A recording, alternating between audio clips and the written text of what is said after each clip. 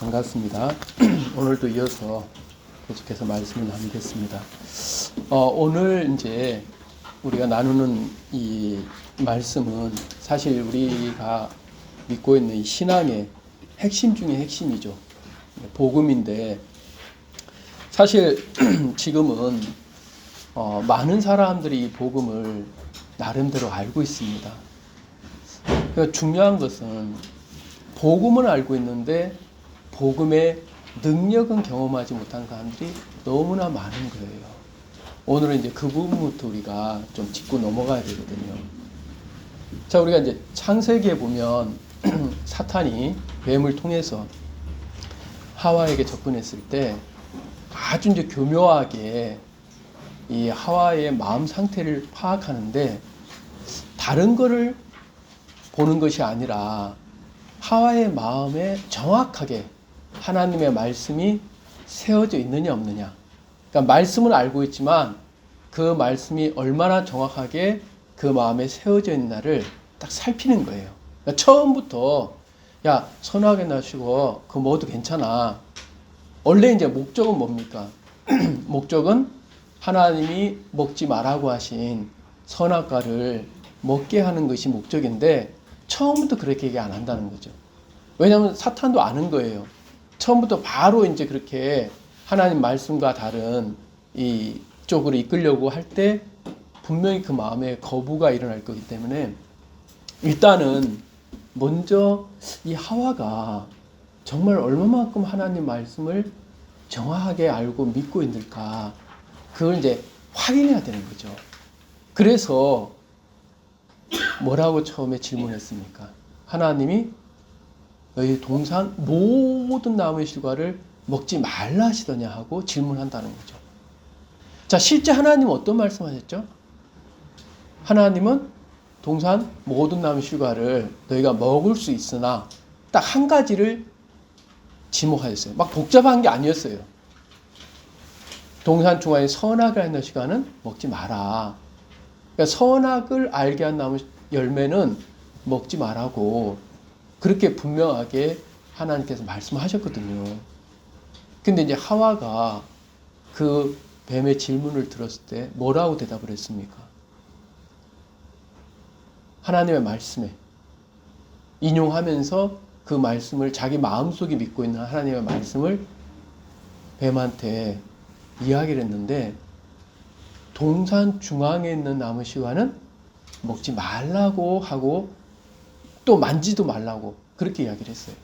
이제 중요한 건 뭐냐면 사실 동산 중앙에는 두 그루의 나무가 있었잖아요. 하나는 생명나무, 하나는 선악과죠. 선악을 알게 나무. 그 이 중앙에 있는 나무 하나님이 다 먹지 말라고 하신 게 아니라 생명의 시간은 먹으라고 하셨어요. 그러니까 언뜻 보면은 굉장히 비슷하게 이 말씀을 알고 있어요, 하와가. 근데 이건 비슷한 말씀이지 하나님의 말씀은 아니라는 거죠.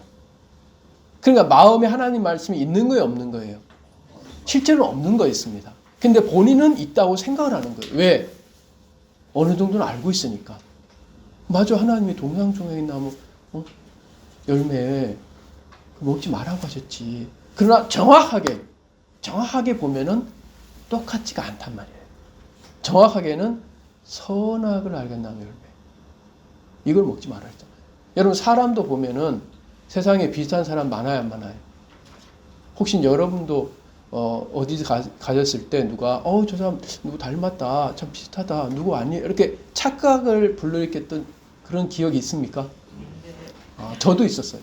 제가 대전에서 이제 훈련을 받을 때 그때 이제 성경학교 훈련을 받을 때 전도를 갔는데 그때 이제 대전에 이 성교학생들이 자주 가는 그런 이제 큰 쇼핑몰이 있어요.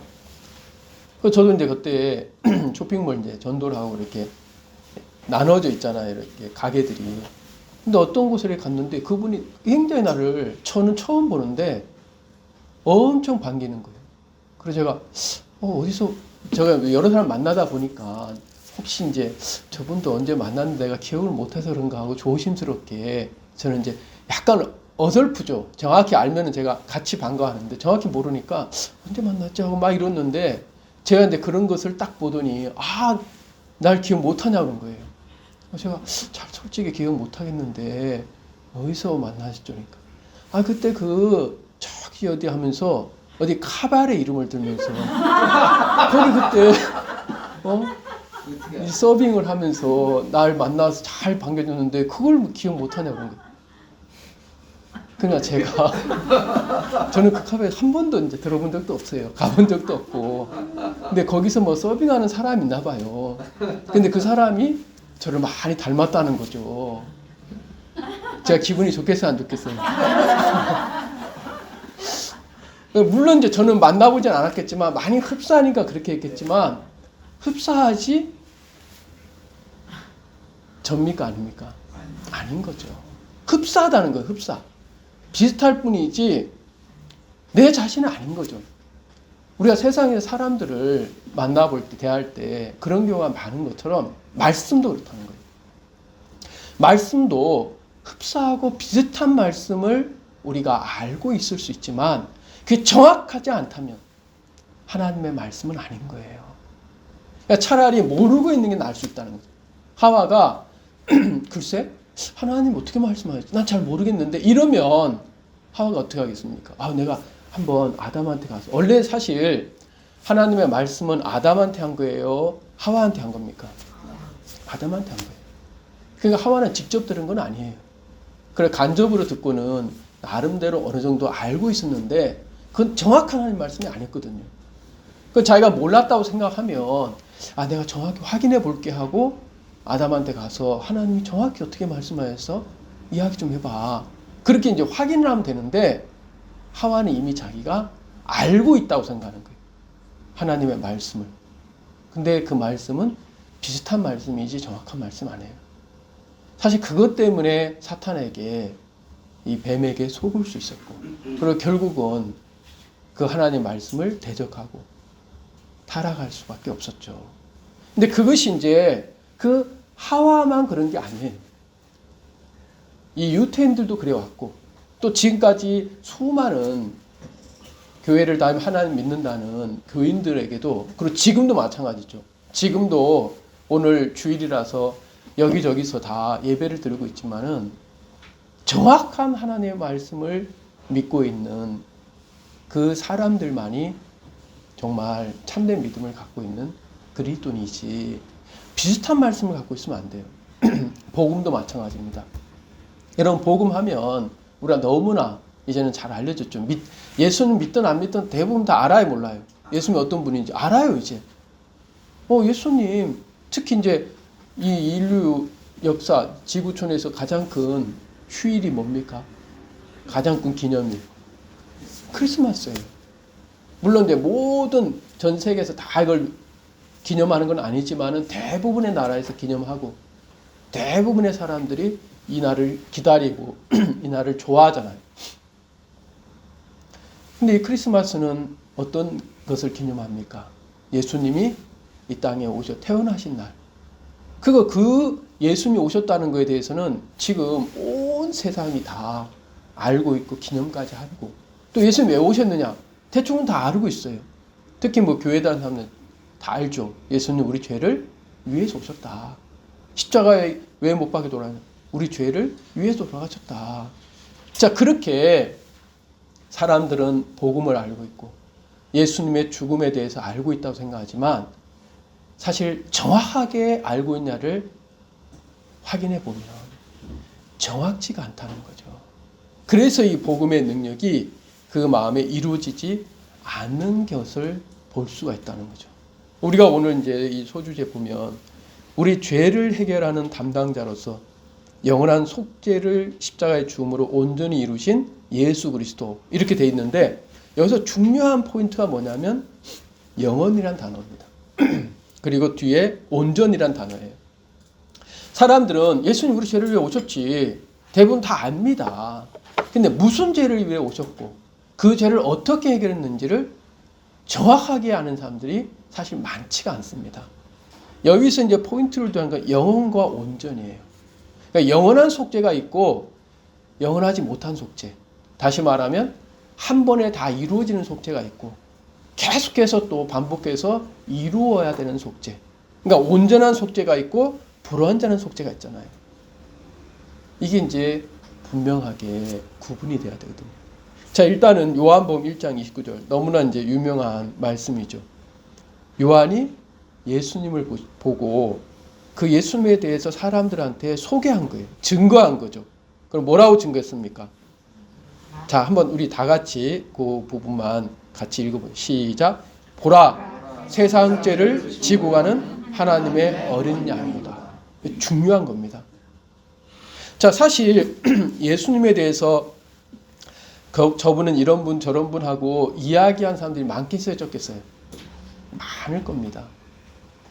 근데 이 성경에서 하나님은 누구의 증거를 정확히 기록해 놨습니까? 누구의 증거는? 바로 세례 요한. 왜 그냐면 수많은 사람들이 예수님에 대해서 이야기를 하지만 하나님이 정해놓은 증인, 예수님에 대해서 증거하기 위해서 하나님께서 미리 보낸 사람이 바로 이 세례 요한이거든요. 그러니까 참된 증인이죠. 뭐 요새 뭐 여호와 증인들도 많이 있고 그러는데 예수님에 대해서 정확히 증거하기 위해서 하나님이 택하시고 하나님이 보내시고 하나님께서 그 확증케 하신 사람은 바로 세례 요한이에요. 그래서 수많은 사람들이 나는 그래도 그리스도 알고 있어, 여호와에 대해서 알고 있어 하고 얘기를 하는 게 중요한 게 아니고 하나님이 보낸 정확한 증인 누굽니까? 세례 요한. 세례 요한은 어떻게 증거했나? 자, 예수님에 대해서 할 말이 많을 거예요. 예수님 나사렛에서 오셨고 베들레헴에 태어나셨고 나사렛에서 자라셨고 그다음에 어렸을 시절 뭐 했고 많은 이제 이야기를 할 수 있지만 요한은 예수님에 대해서 가장 중요한 정말 예수님이 이 땅에 오신 키포인트, 하나님이 예수님을 보내신 가장 중요한 증거를 지금 하고 있는 겁니다. 그것이 바로 뭐냐면 세상 죄를 지고 간 하나님의 어린 양이란 거예요. 여기서 중요한 건 뭡니까? 죄입니까? 세상입니까? 죄도 중요하지만 더 중요한 건 뭐예요? 세상 죄라는 거예요. 여러분, 다른 사람의 죄를 예수님이 지고 간 의미 있어요? 없어요? 없죠. 많은 사람들이 막연하게 예수님이 인류의 구세주로 오셨고 기쁘다 구주 오셨다 노래도 부르고 그리고 죄를 왜 하지만 자기 죄를 어떻게 했는지 거기에 대해서는 잘 모르는 사람이 너무 많은 거예요. 자기 죄, 내 죄가 중요하잖아요. 내 죄가. 내 죄를 어떻게 하셨는지. 그래서 나하고 관련성이 있으려면 그럼 도대체 내게 있는 죄에 대해서는 어떻게 예수님이 해결하십니까? 중요한 것은 어느 한 사람의 죄라고 얘기 안 했다는 거죠. 세상 죄라는 거예요. 이 말씀하고 서로 매치가 되는 것은 요한복음 3장 16절. 하나님이 세상을 이처럼 사랑하사 독생자를 주셨으니 이랬잖아요. 거기서 나오는 세상하고 여기서 나오는 세상하고 연결된단 말이에요. 그럼 이 세상은 뭘 말합니까? 이 지구를 말합니까? 이 땅을 말합니까? 전에도 우리가 말씀을 나눴지만 세상은 우리, 이 세상에 있는 모든 사람들을 말하잖아요. 그러니까 세상 사람, 여기는 빠지는 사람이 있겠어요? 없어요. 어느 누구의 죄만 빼뜨리고 가면 그거는 불공평하겠죠. 그러니까 지금 하나님이 예수님을 통해서 어떤 죄를 단장했냐면 세상 죄, 세상에 있는 모든 사람들. 이걸 이제 시간의 차원에서 본다면 우리가 예를 들어서 이제 방학 숙제가 있잖아요. 방학 숙제는 언제부터 언제까지 하는 숙제입니까? 방학이 처음 시작할 때부터 끝나는 때까지 숙제예요. 그럼 세상 죄는? 세상이 처음 시작할 때부터 끝날 때까지 하는 죄인 거죠. 그러니까 세상 죄라는 것은 이 세상에 사람들이 태어나서 예를 들어 아담과 하와 때부터입니다. 아담과 하와 때부터 맨 마지막 누군지 모르겠어요. 마지막에 죄를 진 사람이 누군지 모르겠지만 마지막에 지은 그 죄까지도 다 포함돼요, 안 포함돼요? 포함된다는 겁니다. 그래서 온전히 하나님이 예수님을 통해서 우리 죄를 해결해 줄 수 있는 거예요. 여기에 이제 우리는 이제 이 시간계에 속해 있기 때문에 시간계 속에는 과거가 있고 또 현재가 있고 미래가 있잖아요. 그래서 우리는 죄를 또 나눕니다. 과거에 지은 죄, 그리고 현재에 지은 죄, 미래에 지은 죄. 그러나 하나님이 보실 때는 과거, 현재, 미래가 있어요, 없어요? 없습니다. 하나님은 모든 것이 바로 그 눈앞에 있는 죄예요.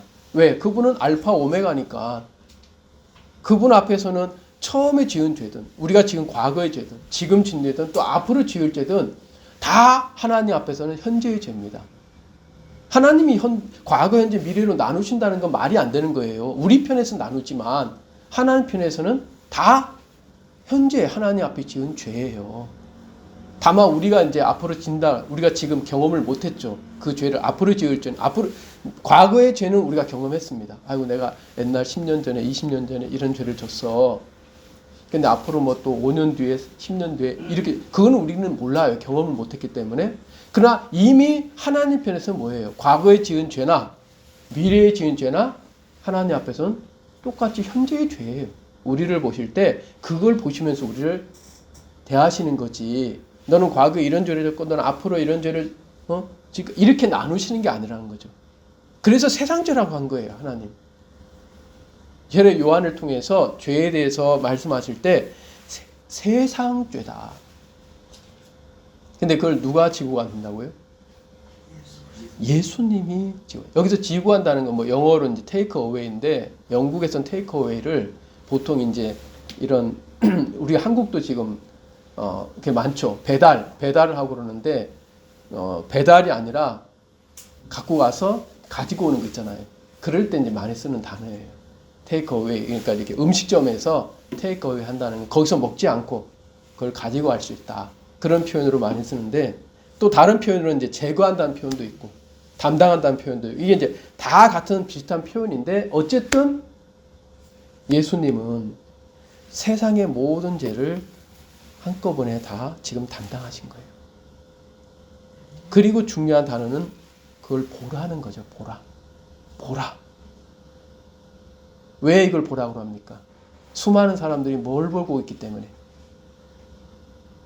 죄를 짓는 자신, 죄를 짓는 타임, 그 죄를 짓는 모습을 보고 있지 그 죄를 담당하신 예수님을 보고 있지 않다는 거예요. 그래서 그 죄에서 못 벗어난다는 거죠. 그 유명한 그 찰스 스펄전 목사님 구원간증 보면은 이 찰스 스펄전 목사님인데 원래 이제 집안이 3대째 목회자 집안이에요. 그리고 어릴 때부터 그 할아버지가 목사였는데 그 할아버지 밑에 자라면서 청교도 책들을 읽었어요. 그래서 뭐 그 유명한 그 철로역정은 뭐 100번이나 봤다 할 정도로 어릴 때부터 엄청나게 신앙에 관심이 있는데 죄를 해결하지 못한 거예요. 그래서 이 죄가 해결이 안 되면 자기는 지금까지 아무리 많은 이 신앙서적을 배우고 또 교회를 열심히 다니고 해도 소용없다는 걸 알았기 때문에 교회를 이제 찾아다녀서 자기 죄를 해결해 줄 수 있는 말씀, 그 해결해 줄 수 있는 신앙, 그걸 전해주는 교회를 찾아다니고 한 거예요. 그 영국에 교회가 많은데 그때가 15살 정도밖에 안 됐는데 내가 내 죄를 해결해 줄 수만 있다면 영국에 있는 모든 교회를 내가 다 다녀야겠다. 그 마음을 정한 거예요. 엄청난 거죠, 그 나이에. 그러다가 이제 한 번은 이 겨울인데 눈이 너무 많이 내려서 자기가 원래 가고자 했던 그 교회 못 가고 가다가 이제 중간에 어디 작은 감리교회 하나 있었어요. 그래서 어쩔 수 없이 거기 들어갔는데 그 교회에 목회자도 눈 때문에 못 온 거예요. 그러니까 어쩔 수 없이 그곳에 모여있던 사람들이 한 사람이 올라가서 이제 대신 설교를 했죠. 이 사람은 이제 자기가 목회자는 아니니까 설교를 이제 길게 못하고 계속해서 하나만 가지고 반복을 하는 거예요. 그게 뭐냐면 이제 십자가를 보라. 그것만 얘기를 하는데 하다 보니까 그것도 좀 더 미안하잖아. 그러니까 이제 새로운 청년이 있으니까 그 청년은 이제 스펄전이죠. 그 스펄전을 보면서 자네 보니까 굉장히 마음이 어두운 것 같네. 그러니까 자기가 딱 세폴전 깜짝 놀랐죠. 왜냐하면 지금까지 설교에 이렇게 교회에 가서 설교를 들을 때 직접적으로 자기한테 지칭하면서 하는 경우는 한 번도 없었거든요. 항상 뭐 여러 사람 공동으로 얘기하니까 그런가 보다 하고 들었는데 자기를 딱 지칭하니까 그때 막 움찔하면서 깜짝 놀라면서 집중이 된 거예요.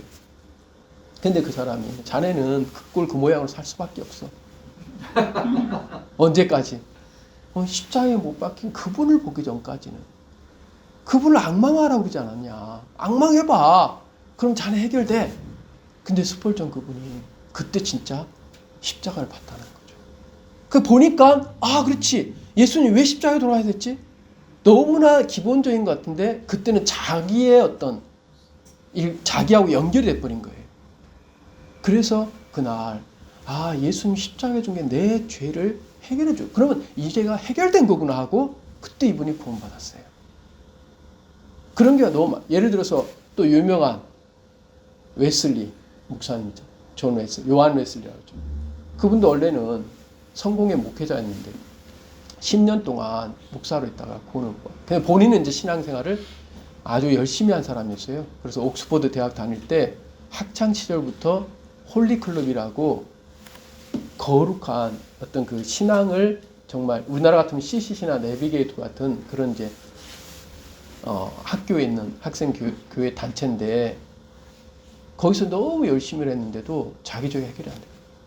그러니까 특히 이제 그 미국에 선교를 가다가 자기의 신앙의 모습을 발견했어요. 어떻게? 폭풍이 막 몰아쳐갖고 배가 흔들리니까 자기가 너무 두려운 거예요.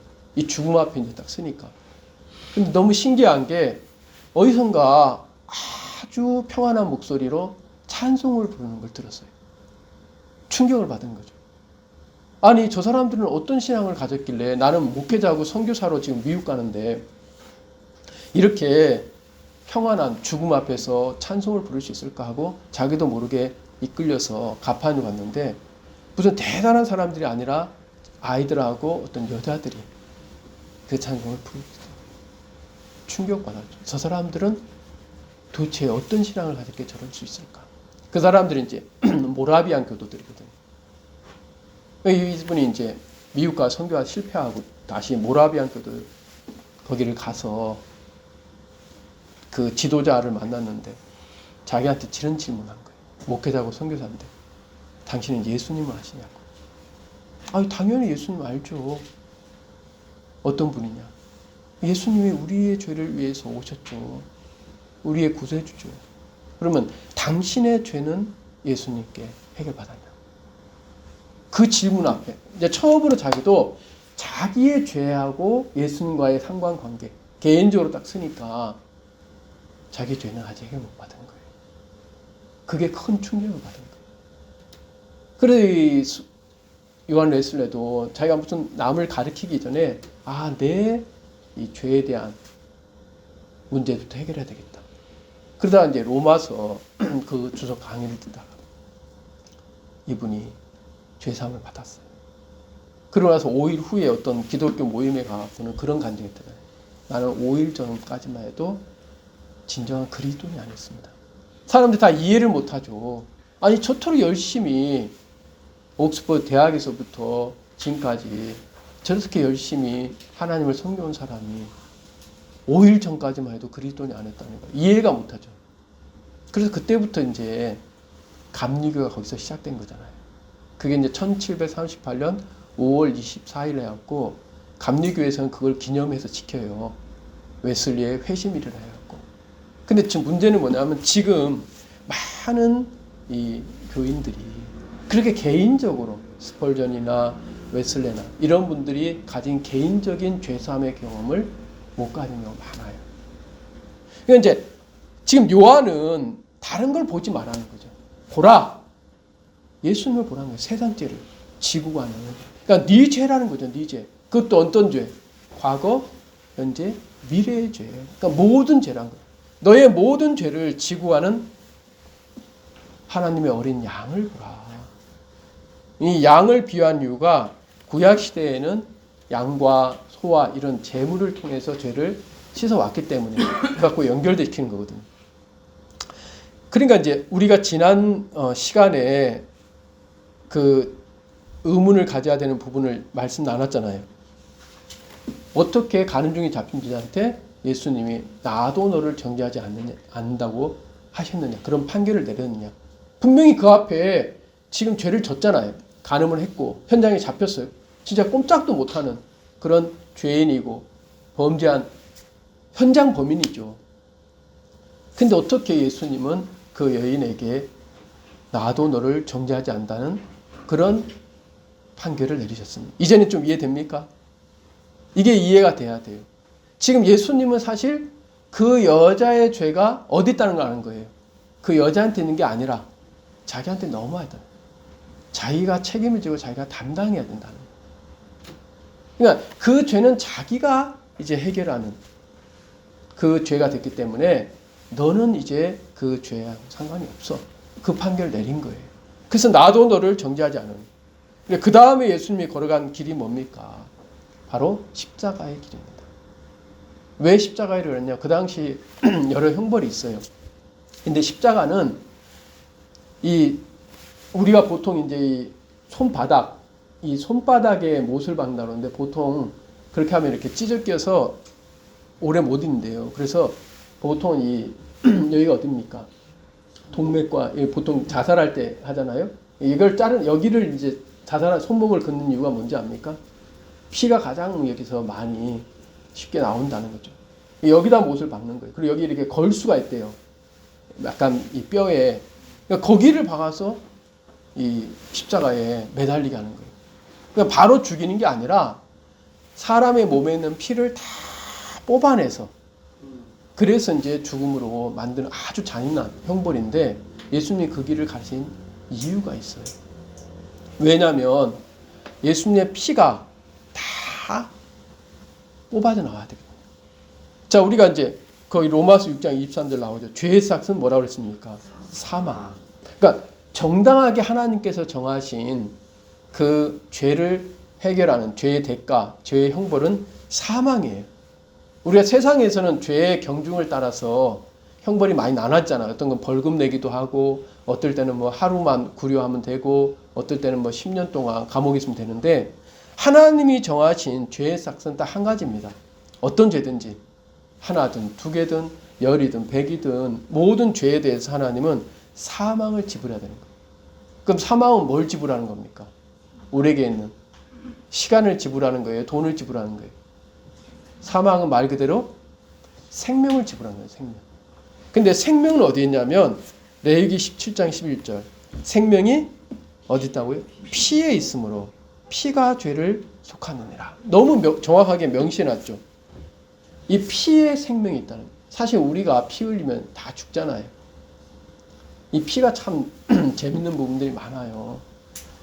마르틴 루터는 그런 표현을 했어요. 성경 어느 곳을 찔러도 피가 흐른다. 예수님의 피가 뿜어져 나온다. 그 얘기를 했는데 사실 우리 몸 어딜 찔러도 어떻게 해요? 피가 흘러나오잖아요. 그렇죠? 몸 안에 어디를 찔러도. 물론 이제 머리카락이나 뭐 발톱 이런 거하고는 다르지만 이 몸에 기본적으로 찌르면 피가 나오게 돼 있어요. 왜? 이 피가 우리 몸 전부에 다 연결돼 있거든요. 우리 몸 안에서 혈관이 가장 긴데 이 혈관이 여러분 길이가 얼마나 되는지 압니까? 혈관의 길이가 10만 킬로요. 10만 킬로면 얼마나 긴지 압니까? 여기 서울에서 부산까지 얼마큼 길이거든요. 보통 한 450? 그렇죠. 한 500으로 잡아도 500km로 하면은 10만 킬로면 부산을 몇 번 왔다 갔다 할 수 있는 거예요. 한 번 왔다 갔다 하면 1000km잖아요. 그렇죠? 10번 갔다 오면 10,000km. 100번 갔다 오면 10만 킬로. 그러니까 서울에서 부산까지를 100번을 왔다 갔다 해야 될 수 있는 그 정도의 길이가 혈관인데 이 혈관이 우리 몸에 들어있다는 거예요. 어떻게 이해가 안 되잖아요. 어떻게 이렇게 많은 혈관이 우리 속에 있지? 그 이유는 뭐냐면 모든 세포하고 이 혈관이 연결되어 있었다는 거예요. 우리 몸 안에 세포가 뭐 60개조, 100개조라는데 혈관이 다 세포가 있는데 세포가 너무 작잖아요. 그러니까 혈관도 어마어마하게 작은 혈관들이 있어요. 우리가 알고 있는 뭐 동맥, 정맥 이거 말고 그걸 뭐라고 표현하냐면 모세혈관이라고. 모세혈관. 아주 세미하고 작아요. 거기에도 피가 다 흘러요. 그리고 이 모세혈관이 있는 곳을 통해서 그 모든 세포에 뭐가 들어가냐면 영양분하고 산소가 들어가요. 그리고 거기서 나오는 이산화탄소나 노폐물이 또 빠져나오고. 그러니까 피가 이 우리 몸의 생명에 있어서 가장 중요한 일을 감당하고 있어요. 그래서 이 육체의 생명은 피에 있는데 이 피가 그래서 죄를 속한다. 왜? 피가 바로 생명이고 그 생명을 지불하는 게 사망이니까. 정당한 죄의 싹은 사실 피인 거죠. 피. 근데 그 피를 누가 흘리셨습니까? 예수님이 다 흘렸어요. 그래서 창을 찌니까 뭐가 나옵니까? 몸에서. 나중에. 물이 나오요. 그렇죠? 물이 나온다는 것 자체는 벌써 이 몸에 있는 피가 이미 다 흘려요. 왜? 삼투압 현상에 의해서 제일 먼저 피가 나오거든요. 물보다. 근데 물이 나오는데 피가 다 흘려졌다는 그 증표죠. 그리고 마지막에 예수님 십자가에서 돌아가실 때 하신 말씀이 바로 요한복음 19장 3절 다 이루었다. 다 이루었다. 이 말 한마디면 사실은 우리의 죄는 다 끝나는 겁니다. 이 말씀 한마디만 바르게 믿고 있어도 우리의 죄는 더 이상 우리가 신경 쓸 필요가 없는 거죠. 더 이상 우리가 해결하려고 했을 필요도 없고 죄가 다 끝이 난 거예요. 그래서 거기 이제 내용 보면 하나님이 보내신 유일한 증인인 요한의 증언처럼 예수님이 세상 죄를 담당하셨기에 여인을 정죄하지 않았다. 그럼 여인만 정죄하지 않냐 이거죠. 우리도 마찬가지예요. 그 여인한테 한 나도 너를 정죄한다는 그 판결은 우리도 마찬가지 판결이에요. 그러니까 중요한 건 이제 우리가 그거를 믿느냐 안 믿느냐죠. 자, 그 다음에 좀 더 이제 자세하게 예수님의 그 속죄에 대해서 살펴보면 히브리서의 자세 나옵니다. 이 히브리서가 아주 중요한데 히브리서의 포인트는 믿음과 함께 예수님의 십자가의 죽음, 그 속죄 제사의 어떤 능력, 그거에 대해서 자세하게 설명되어 있어요. 그래서 히브리서하고 어디하고 연결하면 레위기하고 연결되거든요. 그 레위기 말씀을 가장 많이 이용을 해요, 히브리서가. 근데 레위기는 원래 레위란 뜻은 뭡니까? 연합이란 뜻입니다. 그러니까 창세기, 출애굽기, 레위기, 이 레위기는 연합에 대한 얘기를 해요. 하나님과 우리하고 연합하려면 어떻게 해야 되는지, 그리고 어디서 만날 수 있는지, 그 부분을 설명한 책이 레위기인데 레위기에서 가장 많이 나오는 내용이 뭐예요? 바로 속죄제사입니다. 속죄제사. 그러니까 그 이유는 뭐냐면 하나님과 우리가 죄 때문에 끊어졌잖아요. 아담과 하와가 하나님이 처음 창조했으니까 얼마나 사실 마음에 다른 사람보다도 더 마음이 가겠습니까? 우리도 보면은 자식들 많아도 사실 첫 번째 난 자식에게 마음이 더 있어요, 없어요? 있습니까? 저는 이제 첫 번째밖에 없으니까 비교를 못 하겠어요. 한 명밖에 없으니까. 2명, 3명 있으면은 누가 더 마음이 가나 제가 알 수 있을 텐데 한 명밖에 없으니까. 근데 여러분들은 첫째, 둘째, 셋째 있으시죠? 그러니까 누구한테 제일 마음이 가요? 첫째가 제일 마음이 갑니까? 아니죠. 말 잘 듣는 애가 마음이 가요. 자, 이 하나님 편에서 볼 때 아담과 하와 얼마나 특별합니까? 처음 하나님 창조했잖아요. 근데도 죄 하나 짓는 것 때문에 하나님 어떻게 하세요? 쫓아내시잖아요. 에덴 동산에서 내어보내시는 거예요. 쫓으십니다. 그러니까 이 죄가 있으면 결코 하나님과 함께 할 수가 없어요. 그래서 하나님과 연합하기 위해서 필요한 것은 다른 게 아니에요. 하나님을 위해서 뭘 열심히 하고 이런 게 아니라 죄를 해결받아야 되는데 이 레위기는 연합에 대해서 하나님과 함께하는 데 있어서 가장 중요한 속죄에 대해서 얘기가 나와 있어요. 그래서 히브리서 9장 12절 보면은 오직 자기의 피로 영원한 속죄를 이루사 단번에 성소에 들어간 여기 이 구절에는 굉장히 중요한 단어들이 많이 있습니다. 첫 번째는 오직입니다. 오직. 오직은 뭐예요? 예수님의 피밖에 없다는 거예요. 우리 죄를 해결하는 데 있어서는 우리가 뭘 잘하고 열심히 이런 건 다 아닙니다. 우리가 회개 기도하기 때문에 우리가 용서받는 거 아니에요? 아닙니다. 우리가 하나님 위해서 우리 자신을 드렸기 때문에 용서받는 거 아니에요? 아닙니다. 그런 것 때문에 그게 필요할 수는 있지만 실제 우리 죄를 용서해 줄 수 있는 그 능력은 뭐밖에 없어요? 예수님의 피밖에 없어요. 그래서 오직이란 말이에요. 오직. 예수님의 피.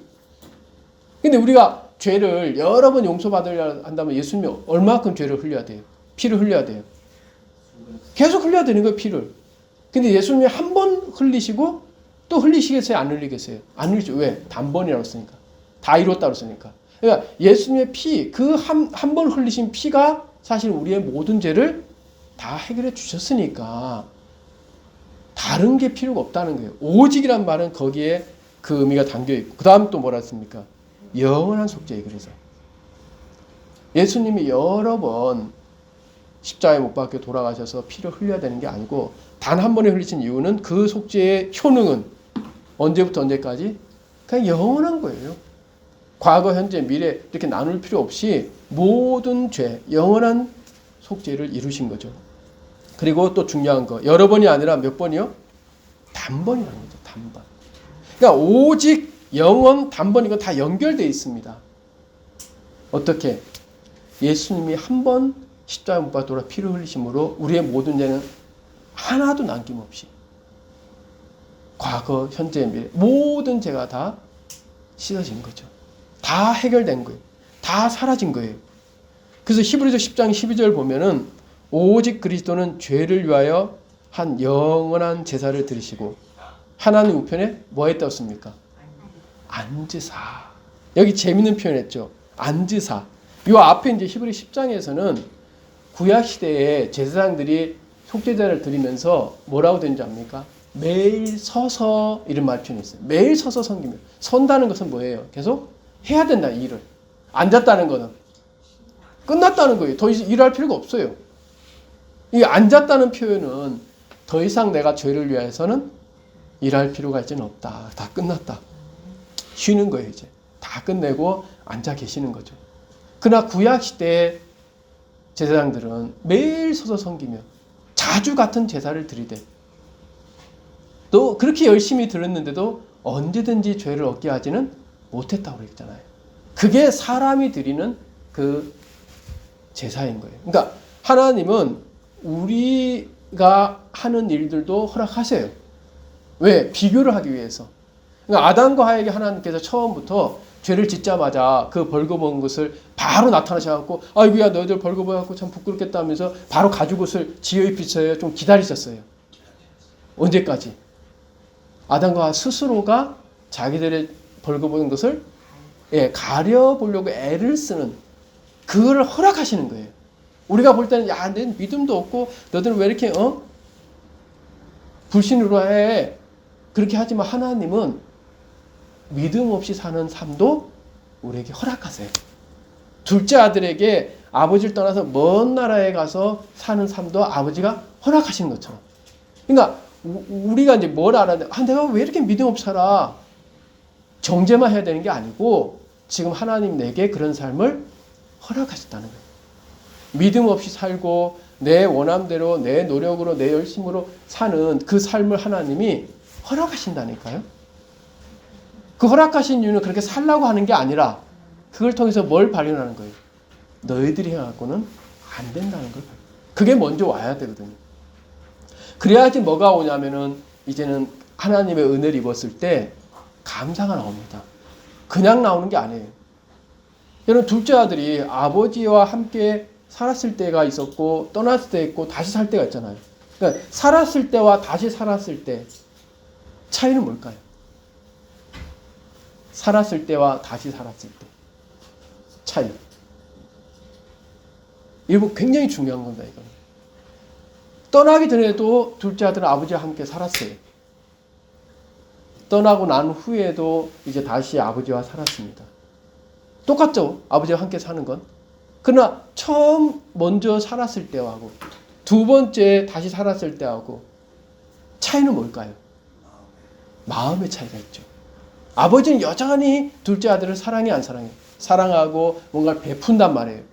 그러나 그걸 받아들이는 아들의 마음은 엄청 차이가 있습니다. 그리고 거기서 행복이 사실 결정되는 겁니다. 우리가 처음 이 행복신앙 세미나 처음 할 때 행복에 대해서 에드디너 그분의 그 과학적인 실험을 통해서 나타난 그 부분 우리가 살펴봤죠. 행복은 삶에 대한 마음의 태도다. 그러니까 삶이 아니라는 거죠. 삶이 아니라 그 사람이 그 삶에 대해서 어떤 마음의 태도를 가졌냐에 따라서 달라지잖아요. 자, 하나님도 우리 마음의 상태가 어떤 상태냐에 따라서 우리의 행복과 불행이 결정된다는 걸 너무나 잘 아세요. 그래서 마음의 상태를 주목하시는 거예요. 다만 우리가 마음의 상태를 주목하지 못할 때가 많고 눈에 보이는 어떤 형편과 환경을 볼 때가 많지 하나님은 우리 마음의 상태에 주목을 하시는 거죠. 그러니까 하나님 아버지와 그 둘째 아들이 처음 같이 살았을 때, 그 다음에 다시 돌아와서 두 번째 다시 살 때 차이는 마음의 차이인데 어떤 마음의 차이가 있을까요? 자, 그걸 한번 잘 여러분들이 처음에는 당연한 거고 처음엔 당연한 거고 굉장히 중요한 겁니다. 처음엔 당연한 거다. 당연하다는 건 뭐예요? 당연하다는 건 내가 그건 가지고 있는 것이 뭐 아무 특별한 게 아니라 이건 내가 받아야 될 것이다. 그러니까 뭐가 안 나오겠습니까? 감사가 안 나옵니다. 그게 이제 문제예요. 그리고 마음에 행복도 없습니다. 여러분 보세요. 둘째 아들이 먼저 요구를 하잖아요. 아버지한테 재산 달라고. 말이 됩니까? 요새 그런 시대, 요새 우리나라에 그런 자식이 있습니까? 아직 세상 떠나지도 않는데 아버지, 어머니 많아요? 아니 돌아가시기 전에 빨리 유산 먼저 주세요. 아, 그렇게 말하는 거는 진짜 이거 문제가 심각한데. 지금 많습니까, 우리나라에? 아, 그래요? 지금 시대가 많이 악화된 것 같은데. 이런 둘째 아들이 그런 태도를 가졌어요. 기가 막힌 거죠. 그러면 아버지 입장에서는 다 막, 여러분 그러면 줍니까? 만약 여러분 자식이 그렇게 요구하면? 어차피, 돌아가시면 나한테 돌아올 유산이잖아요. 지금 빨리 주세요. 빨리 팔아서, 집 팔아서 저한테 유산 주세요. 그럼 여러분 주실 거예요? 이형제는 아들이 가져갔어요. 우리가 보통 야 그거는 내가 죽어야지 받는 거지 어떻게 너한테 지금 주냐 그럴 것 같은데 이 아버지는 그냥 주잖아요. 얼마를 줬을까요 그때? 여러분 한번 생각해요. 이 아버지는 부자입니다. 부자 아버지가 둘째 아들이 재산 중에서 내게 돌아올 유산을 달라고 했을 때 그대로 줬을 때 얼마나 줬겠습니까? 예를 들어서 한 뭐 10억, 100억 그렇게 이제 구체적인 돈을 얘기한다면 한 100억을 줬다고 봅시다. 어마어마한 돈이잖아요. 근데 둘째 아들이 그걸 받고 난 후 어떻게 했을까요? 그것 때문에 고마워 감사하고 했겠습니까? 그게 안 나오는 거예요. 그렇게 많은 재산을 받았는데도 조금도 마음에 감사가 안 나옵니다. 돌아왔을 때는 뭘 받았어요? 옷, 제일 좋은 옷 입고 그다음 가락지 끼우고 음식 그거 다 합치면 얼마 정도 되겠습니까? 비교를 한번 해보자는 거예요. 그냥 이렇게 가치에 대한 비교. 그러니까 둘째 아들이 떠날 때 받았던 그 유산과 돌아왔을 때 받았던 여러 가지 것들을 합친 가치 그거하고 비교하면 어떤 게 더 클까요? 비교가 안 되죠. 떠날 때는 어마어마한 그런 가치 있는 유산을 받았지만 마음에는요 조금도 감사가 없어요. 조금도 행복하지 않아요. 여러분 하나님은 항상 우리가 행복하길 바라시잖아요. 그러니까 많은 걸 준다고 해서 행복한 게 아니에요. 우리는 착각을 하는 거예요. 하나님 앞에 우리가 막 부유하게 되고 돈을 많이 벌고 뭔가 많이 가지면 그러면 행복해질 줄 알고 그걸 요구하고 그렇게 안 해주면 막 하나님이 나를 위해 좀 못하는 것 같아요. 그거는 너무너무 여러분들이 큰 착각을 하시는 거예요. 만약 그런 생각을 가지고 계시다면 그런 모든 걸 가져도 둘째 아들처럼 행복하지 못해요. 감사가 안 나온단 말이에요. 그러나 그것과 비교해서 너무나 이 비교가 될 수 없는 작은 그런 뭐 옷하고 가락지하고 뭐 음식하고 뭐 다른 것뿐만 아니라 그때 진짜 따뜻한 밥 한 그릇만 주더라도 둘째 아들은 어떻게 나오겠어요? 눈물을 톡톡 흘리면서 그렇죠? 얼마나 감사하고 얼마나 아버지의 사랑이 그 마음에 크게 자리 잡고 얼마나 행복하겠어요. 그러니까 뭐에 달려있는 거예요, 행복이? 예, 재산이 아니에요. 많은 걸 가지는 것에서 오는 행복이 아니라니까요. 그 은혜를 발견하는 행복. 아버지의 사랑을 발견하는 행복. 아버지 앞에 감사할 수 있는 그 행복. 작은 것일지라도 그 마음이 있으면 정말 행복하게 살 수 있습니다. 그 마음이 있으면. 실제로 우리가 사는 이 성편은요, 옛날, 지금도 뭐 마찬가지지만 저 아프리카나 남미나 정말 못 사는 사람들하고 비교해봐도 뭐 위에 북한 사람들하고 비교해봐도 우리가 잘 살게 못 살겠어요. 훨씬 잘 삽니다. 옛날 왕들도 누리지 못한 걸 우리가 지금 누리고 사는 것 얼마나 많습니까? 그런데도 그런 것으로 인해서 우리가 마음이 행복한 게 아니라니까요. 그것과 별개라는 거죠. 그래서 우리 마음이 어떤 상태냐. 그러니까 아버지는 그 마음을 심어주고 싶은 거예요. 그래서 너 내가 없이 한번 살아보라는 거죠. 그것도 허용을 하시는 거예요. 자, 너희들 스스로가 한번 너희들 벌거벗은 걸 그래? 가려보려고 막 애를 쓰네. 한번 해봐. 허락하셔요. 뭐 하겠어? 가리기 위해서? 가리지 못하는 거 아세요, 하나님은. 근데도 왜 허락하시냐면 너희들이 한 것 갖고는 너희들 온전히 가르칠 수가 없어. 그걸 먼저 깨달으라는 거. 그 다음에 가죽옷을 입힐 때 그 가죽옷이 어떻겠습니까? 너무 감사한 거죠. 야, 이 가죽은 너무. 그러니까 하나님이 구약시대에 이스라엘 백성들한테 뭘 가르쳤냐면 너희들이 한번 직접 제물 드리고 너희들이 뭔가를 해서 한번 너희들의 죄를 씻어봐라. 그때 그 죄는 씻겨주겠다. 그걸 허용을 했어요.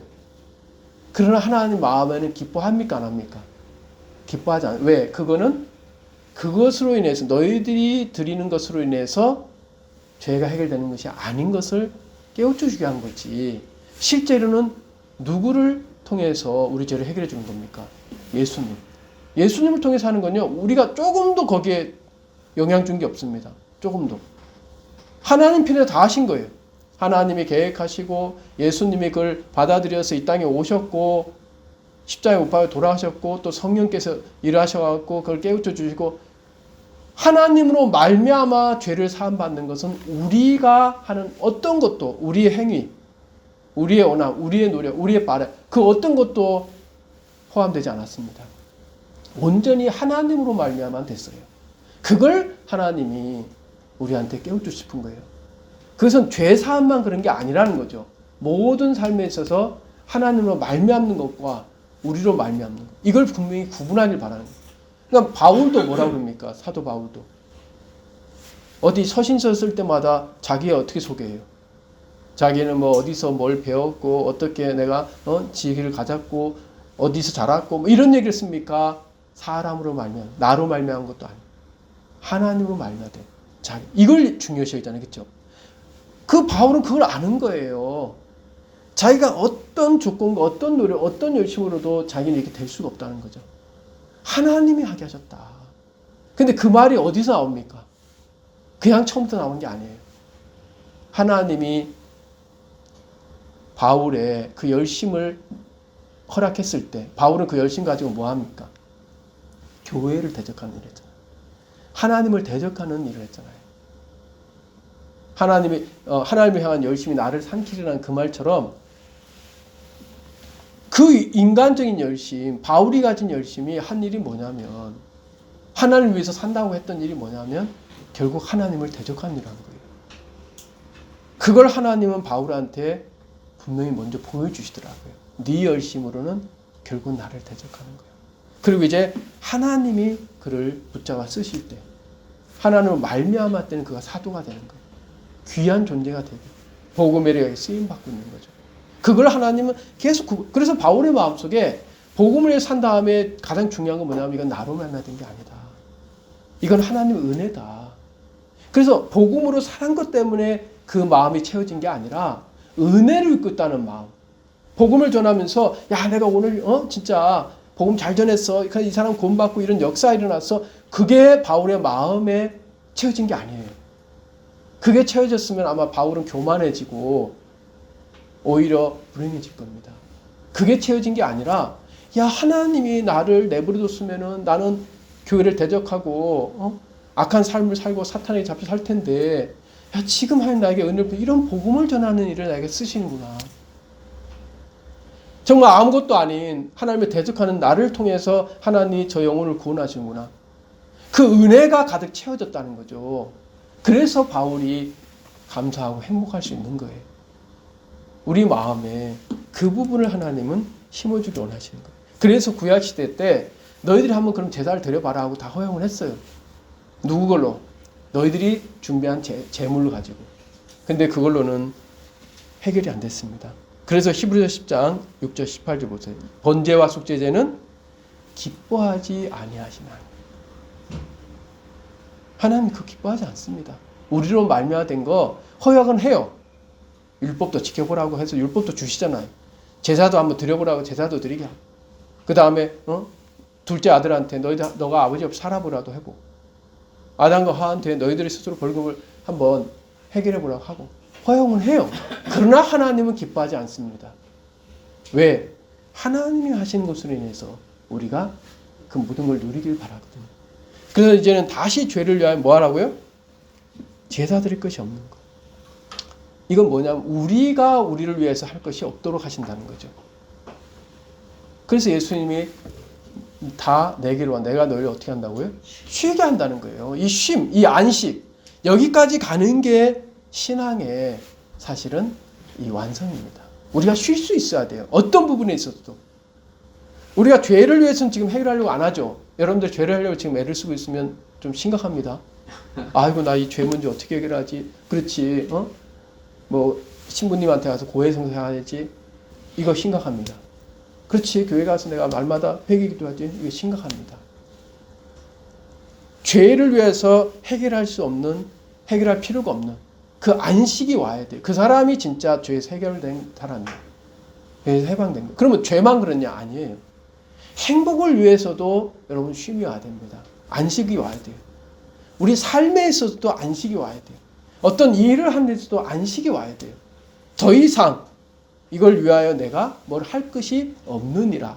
여기까지 와야지만이 그 사람은 하나님으로 말미암아 이제 쉼을 누리는 믿음 가운데 있다는 거죠. 자, 그 밑에 이제 예수님을 통해 영원한 속죄를 받고 거룩하신 예수님 안에 들어와 성도로서 감사제를 드리는 것이 참 신앙. 이제 중요한 겁니다. 죄사함 받는 것 중요합니다. 그러나 거기서 뭐가 나와야 돼요, 이제는? 죄사함을 하나님이 주시는 거고, 우리한테서 나오는 건 뭐가 됩니까? 감사가 나오잖아요. 여러분, 우리가 분명하게 죄사함 받으면 감사가 나와요, 안 나와요? 감사 나오죠. 그러니까 하나님은 번제, 그리고 감사제, 이게 두 가지를 우리한테 드리라고 하셨어요. 지난번 시간에 에스겔 43장 28절, 거기에 나오죠. 그러니까 번제와 감사제가 이렇게 한꺼번에 나온 거예요. 번제는 하나님이 하시는 거고, 감사제는요, 우리 편에서 거기에 대해 반응하는 거죠. 그러니까 번제를 하나님께서 하셔서 우리 죄를 해결해 주는 것처럼 하나님 편에서 우리를 위해서 하신 일들이 많아요. 그걸 때 항상 뭐가 붙어야 된다고요? 거기에 감사제가 같이 드려야 됩니다. 그러지 않고 감사제가 안 나온다는 건 벌써 우리 마음이 믿음에서 떨어져 있다는 겁니다. 자, 그래서 로마 4장 25절, 예수는 우리가 범죄한 것 때문에 내줌이 되고 또한 우리를 의롭다 하시기 위하여 살아나십니다. 부활에 대한 말씀이죠. 그렇죠? 그러니까 죄 때문에 십자가에 못 박혀 돌아가셨지만 이제 예수님이 다시 부활하셨잖아요. 그 이유는 이제는 그 죄가 어떻게 됐다는 거예요? 다 해결됐다는 거예요. 자, 우리를 대신해서 누가 감옥에 갔어요. 그러면 감옥에 계속 있다는 것은 아직도 뭐 하고 있다는 거예요? 죄를 해결하고 있다는 거예요. 죄값을 치르고 있다는 거잖아요. 그럼 어느 날 보니까 그 감옥에 나왔어요. 그러면 이 죄는 어떻게 된 거예요? 이제 끝났고 이제 너희 죄 없어. 너희 이제 의로워. 그걸 이제 알 수가 있잖아요. 예수님이 부활한 이유가 바로 그겁니다. 십자가에 못 박혀 돌아가신 그것만이 전부가 아니라 이 부활의 의미가 또 참 중요해요.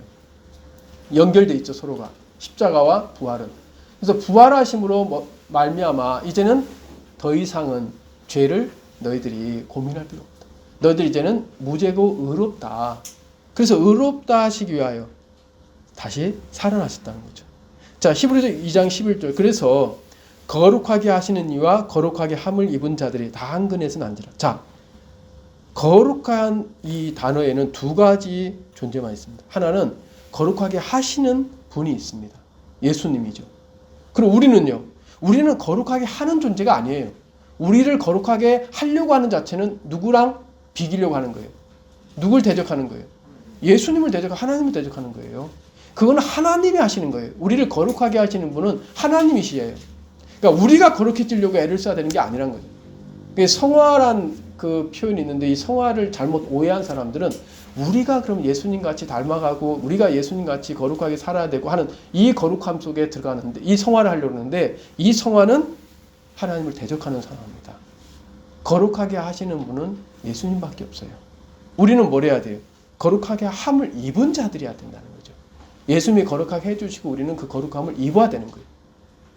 그러니까 예수님은 거룩하게 하시는 분일 뿐만 아니라 우리를 행복하게 하시는 분이에요. 우리는 행복하게 함을 입는 자들이죠. 근데 내가 행복해지려 애를 써요. 역시 그것도 누굴 대적하는 거예요? 예수님을 대적하는 겁니다. 자, 시편 50편 8절. 나는 내 재물 때문에 너를 책망하지는 아니하리니 내 번제가 항상 내 앞에 있음이로다. 자, 하나님은 더 이상 우리를 책망할 수가 없습니다. 왜? 그 번제가 항상 하나님 앞에 있다는 거예요.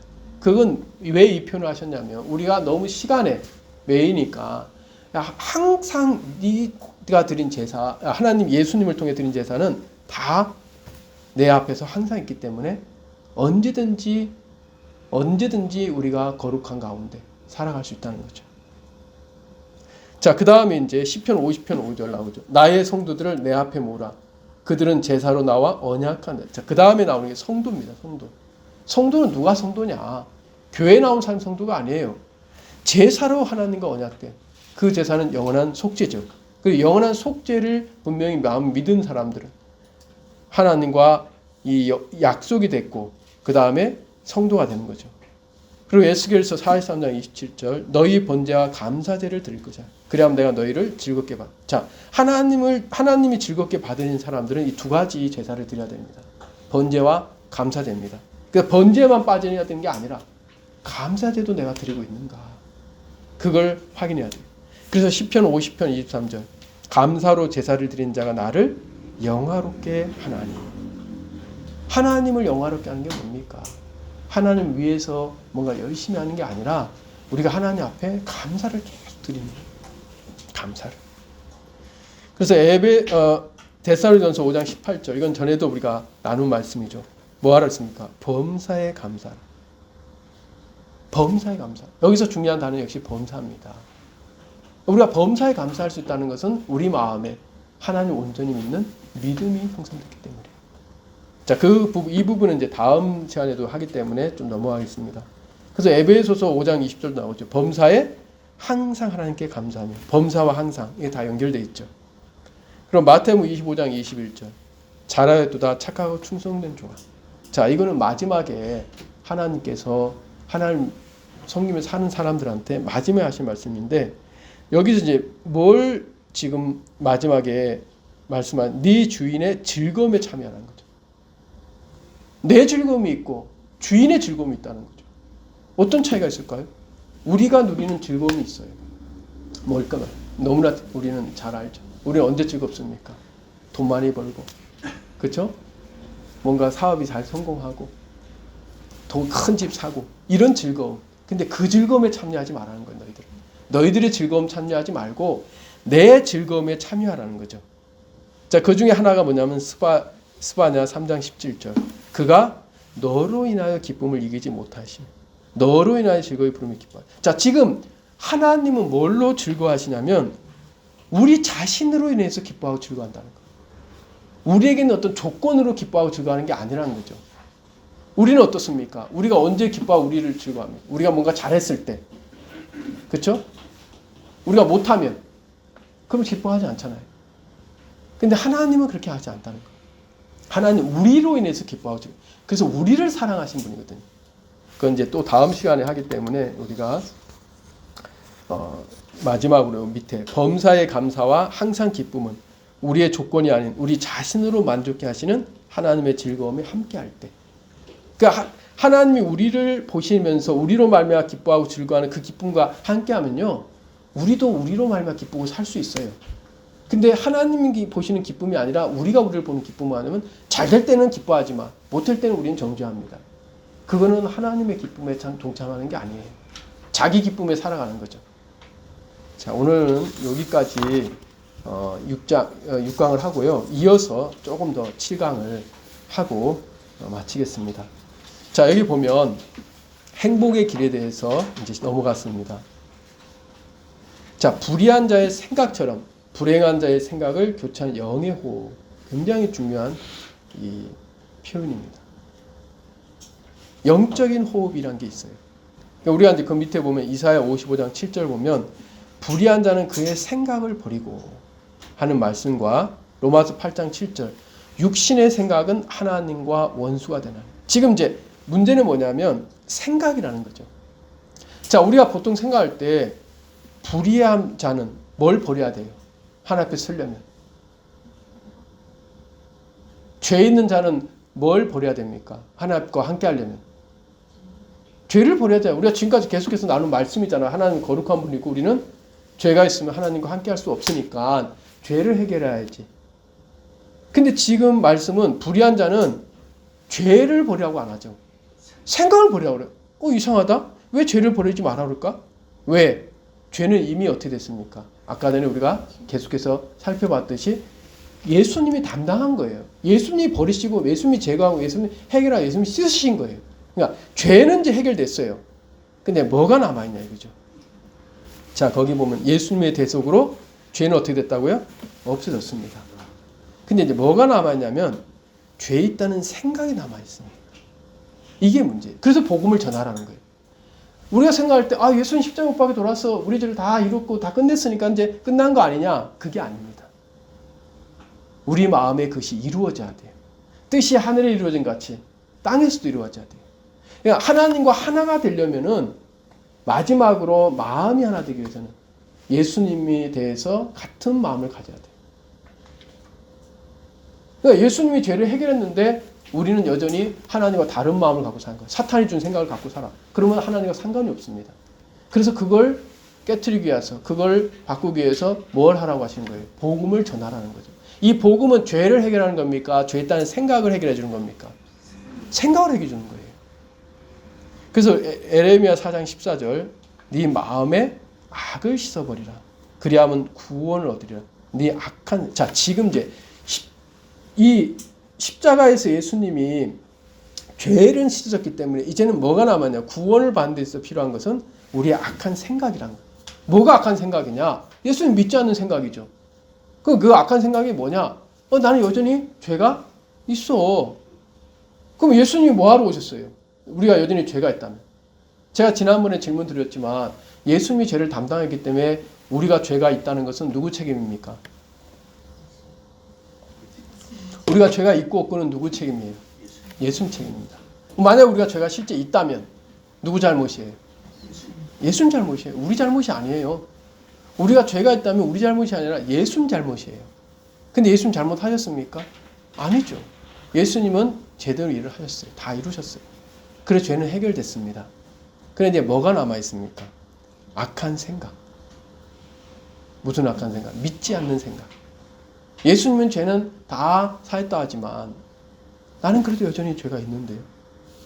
그래서 이사야 55장 7절 불의한 자는 그의 생각을 버리고 여호와께로 돌아오라. 불의를 버리라고 안 그럽니다. 불의는 우리가 버릴 수가 없어요. 불의는 예수님만이 버릴 수 있어요. 우리의 죄는 예수님만 해결할 수 있습니다. 우리에게 하나님 말씀한 생각이란 거죠. 그래서 잠언 24장 9절 미련한 자의 생각이 뭐라고 했잖아요? 죄라고 했잖아요. 이제는 생각을 죄라고 지금 하나님이 그 범주에 넣고 계시는 거예요. 왜? 다른 죄는 다 해결됐거든. 그러나 믿지 않는 그 생각은 남아있으니까. 그게 유일하게 남아있는 뭡니까? 죄입니다. 우리한테. 그래서 요한복음 16장 9절 죄에 대하여라 하면 그들이 나를 믿지 아니하며. 그밖에 없습니다. 이게 이제 예수님 떠나간 후에 성령, 보혜사 성령이 오셔서 죄에 대하여 또 의에 대하여 심판에 대하여 세상을 책망하는데 죄에 대하여라는 건 다른 죄가 아닙니다. 살인하고 간음하고 도둑질하는 이 죄는 다 끝났어요, 안 끝났어요? 끝났습니다. 이제는 뭐밖에 안 남았어요? 믿지 아니한 것. 믿지 않은 이 죄 하나를 성령께서 해결해 주러 오신다는 거죠. 그래서 우리가 복음을 전하는 건요, 이 믿지 않는 그 사람 마음속에 있는 생각, 그 악한 생각을 그 죄를 해결하는 거지 다른 죄가 아니에요.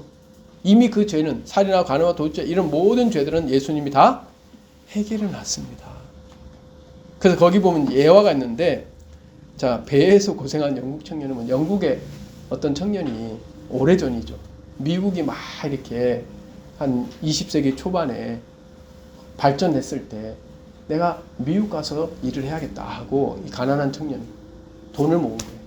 그 겨우 뱃삭을 준비해서 배를 타고 가는 거예요. 자기가 계산을 해보니까 한 일주일 걸린다는데 일주일 뭐 좀 참고 같이 거기 가서 일만 하면 먹고 사니까. 그래서 이제 배 타고 가다가 식사 시간 돼서 막 사람들 가는데 자기는 안 가는 거야. 옆에 있던 사람 식사하러 가자는데 자기는 배가 아파서 못 간다. 이상하다. 그럼 배 아프다 할 수 없지 않고 갔어요. 그리고 이제 한 5일 정도 되니까 이제 아유 좀만 더 참으면 내가 이제 갈 수 있겠다 했는데 풍랑이 일어나니 방송에서 이 풍랑 때문에 제때 도착 못합니다. 한 일주일 더 걸리겠습니다 하니까 완전 이제 죽겠구나 싶으니까 아이고 죽기 전에 가서 먹고 죽자 해갖고 가서 막 시킨 거 다 먹었더니 나중에 알고 보니까 그 뱃삭에 뭐가 포함되어 있어요. 이미 식사값도 다 포함되어 있는 거예요. 이미 식사값은 없어요. 안 내도 돼요. 식사비가. 근데 이 사람 마음속에 뭐 있어요? 없어요? 있는 거예요. 그래서 고생한 거잖아요. 없는데 있는 거예요. 그 다음에 여기 보면 또 뭐가 예화가 납니까? 눈 가리고 줄 넘는. 혹시 여러분 TV나 이런 데 보면 뭐 연예인들 나와갖고 게임하는데 처음에 눈으로 줄을 딱 보여주고 그 다음에 이제 안대를 써갖고 그걸 넘고 오는 게임 보신 적 있죠? 근데 중요한 건 뭐냐면 그 줄을 치워버려요. 줄이 있으면 뭐 그런가 보다 하는데 딱 줄을 보여주고 줄을 치웠어요. 있어요? 없어요? 없습니다. 근데 사람들이 어떻게 갈까요? 좀 희한하죠? 실제로 봤으면 그거 아무렇지 않아요. 그냥 걸어가면 되는데 막 살살 걸어갖고 그 앞에 있을 거라고 생각하는 거 생각하고 막 발을 살살 올려갖고 하는 거 보면 되게 재밌고 웃기잖아요. 뭐가 문제입니까? 줄이 문제입니까? 줄이 있다는 생각이 문제예요. 생각입니다. 사람들이 생각에 그렇게 영향을 받아요. 실제보다도. 그 다음에 여기 보면 또 일본군 폐담. 이건 뭐냐면 한 번씩은 뉴스에 나옵니다.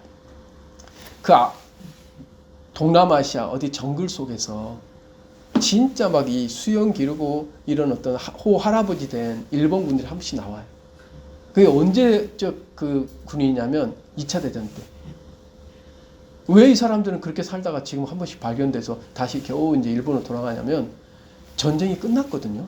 근데 정글 속에 있다 보니까 그걸 모르는 거예요. 그러니까 이 사람은 아직도 전쟁이 있다고 생각하고 그 혼자서 그렇게 살다가 발견된 거예요. 전쟁이 있습니까? 전쟁이 있다는 생각이 있는 거예요. 전쟁이 아직도 있다는 생각이 있는 거예요. 그 생각을 버리기 전까지 이 사람은 계속 거기 잡혀 삽니다. 그 다음에 아마존의 선원들. 이건 아마존이 너무 브라질 아마존 강이 넓어갖고 강폭이 바다에서 강으로 들어왔는데도 강에 들어온지 모를 때가 많대요. 그래서 막 물이 떨어져갖고 갈급한데도 바닷물을 못 먹잖아요. 근데 이미 아마존에 들어왔는데 그래서 강을 퍼먹으면 아무 문제 안 되잖아요. 근데 그 아직도 바다라는 생각, 강이 아니라 바다라는 생각이 있으면 그 물을 못 먹는다는 거죠. 그러니까 이 얘기들은 다 뭐냐면 생각에 사로잡힌 사람들 얘기예요. 죄에 대해서도 마찬가지예요. 사람들이 지금 죄에 있다는 생각에 잡혀 있어요. 예수님 십자가에서 분명히 우리 죄를 다 해결했는데도 그 생각을 벗어나지 못하면 그 사람은 죄사함 못 받는 거죠. 구원을 못 받는 거죠. 그럼 이것만 문제가 아니라 행복도 마찬가지라는 거예요. 우리 행복도요. 실제로 불행해서 사람들이 불행하게 사는 게 아니에요. 불행하다는 생각에 사로잡혀 사는 경우가 너무 많은 거예요. 왜? 이 사탄이 하는 일이 뭐냐면 요한복음 13장 2절. 마귀가 벌써 시몬의 아들 가룟 유다의 마음에 예수를 팔려는 뭘 넣습니까? 생각. 그러니까 마귀가 하는 일이 처음에는 죄를 짓게 했고요. 두 번째는 생각을 넣어줘. 못 믿게 하는 일을 합니다. 그래서 디도서 3장 10절 11절 보면 이단에 속한 사람 나오죠. 이단에 속하다는 뭐냐면 불신자가 아니에요. 또 다른 이교도들도 아니에요. 다른 종교 믿는 것도 아니고 하나님 믿는다는 사람들이 뭐라고 돼 있습니까?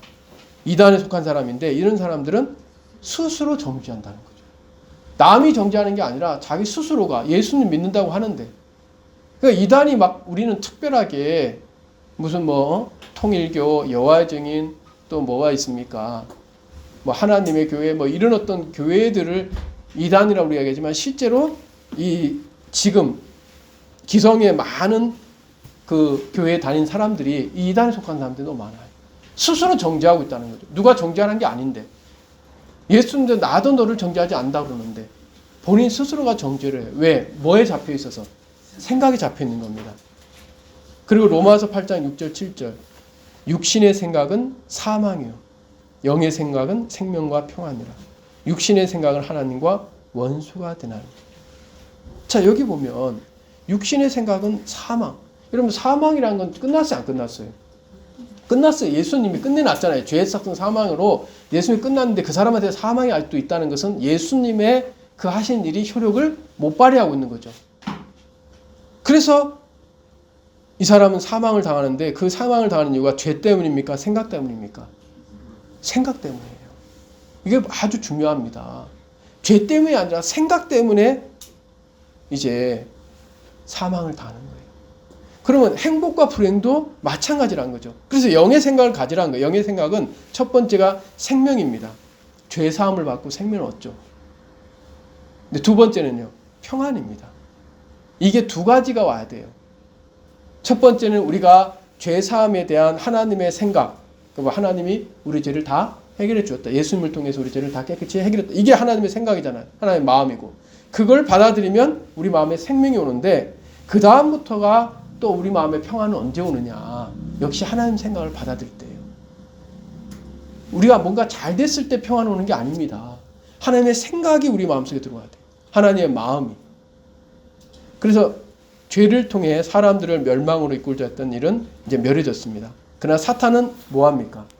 생각을 통해서 멸망으로 이끌고 있다는 거죠. 그래서 우리가 이제 초점을 맞춰야 될 부분이 있는 거예요. 죄가 아니고 생각입니다. 불행의 어떤 조건이나 상황이 아니고 생각입니다. 여러분들이 좀 답답하잖아요. 분명히 예수님이 우리 죄를 다 사했는데 여전히 죄 있다고 생각하면서 살아가는 사람들 보면 참 안타깝기도 하고 답답하죠. 그래서 야, 저 사람 저 생각에 잡히면 안 되는데, 저 생각에 벗어나야 되는데, 그렇게 하는 것처럼 여러분 자신과 여러분 주위에 있는 사람들이 여전히 답답하고 불행하게 살고 있다면 뭘 여러분들이 안타깝게 하냐면, 왜 저렇게 또 육신의 생각이 잡혀 있을까? 왜 저렇게 불신의 생각이 잡혀 있을까? 왜 사탄이 준 생각이 잡혀 있을까? 그 생각에 초점을 맞춰야 되는 거죠. 지금 주어지는 형편과 환경, 여기에 초점을 맞춰야 되는 게 아니라 그 생각에 초점을 맞춰야 돼요. 지금 불행의 생각이 잡혀 있구나. 다음 시간에는 또 이런 부분을 좀 더 자세하게 우리가 말씀을 나누도록 하겠습니다. 기도하겠습니다.